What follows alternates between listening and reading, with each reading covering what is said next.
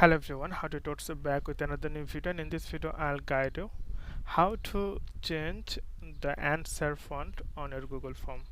So you can see this is a Google form application form I created.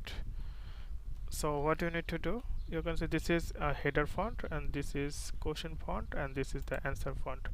But if you want to change like how it looks like to see on your font, then you can change the font so that your audience or your customers see the font like this. So what you need to do, you need to click here customize theme, and here you can see text, it's a body text. So just for example, you will see it's a dynamic page. If you click Arial, so or if you choose maybe this one, then you can see it's changing, like it's changing the font. You can see it's changing, or it is changing. So you can set anyone. You can see it's a job.